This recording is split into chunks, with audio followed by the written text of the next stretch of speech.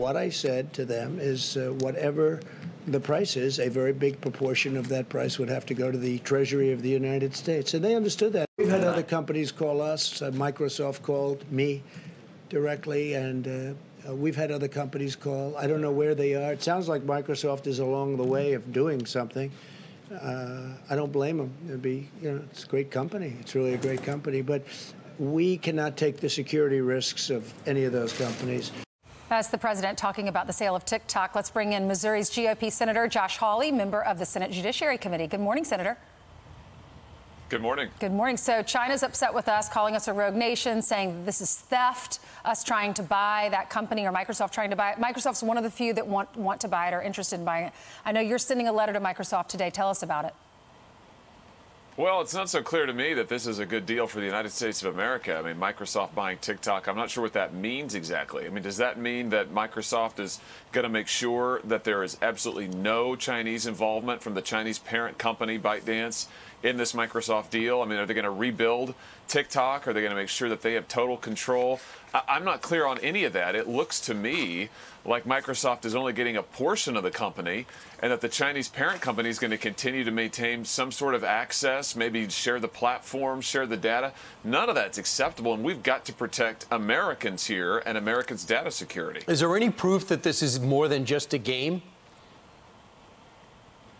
I think that this is, listen, I mean, TikTok is a platform that is basically a Trojan horse for the Chinese government. They're able to scoop up all of our data. I mean, if you use TikTok, here's the problem. They're monitoring your keystrokes. They're monitoring your contact list. They're looking, of course, at the videos you post. They're also maybe accessing the emails that you send, your search history, all of it. So we got to make sure that that data, Americans' personal info, stays in the United States of America. I don't want China to have any access to it. By the way, why should China make any profit on the sale of TikTok? I mean, they've been using this to spy on us. Why should they be profiting off of it? So I've got a lot of questions here. So, Senator, should TikTok be banned? I mean, is that your stance? Forget the Microsoft deal, end it altogether? I think that unless, Brian, we can make absolutely sure that there is total separation between China and TikTok, then yeah, it ought to be banned. I mean, unless we can absolutely see and guarantee that China is not getting some backdoor into TikTok, they're not running it on the sly, then I think that, yeah, it ought to be banned.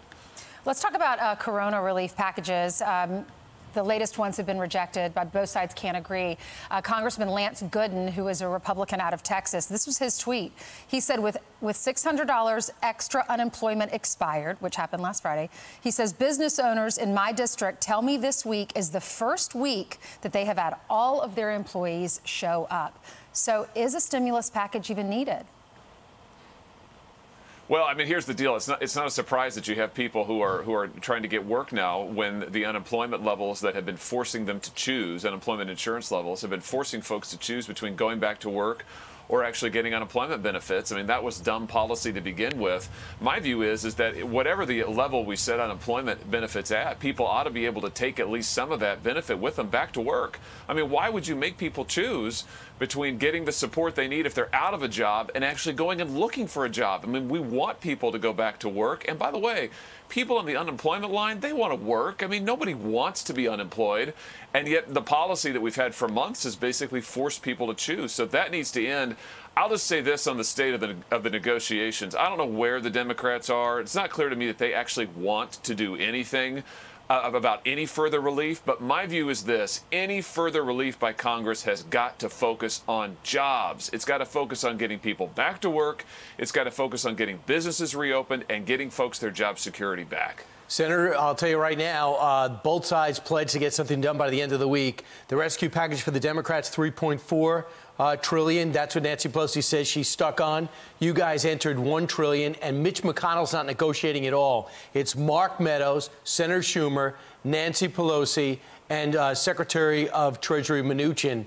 How do you see this playing out? Because there's a lot of Republicans in tough Senate races who really believe they need something to emerge from this rescue package if they're going to win re-election.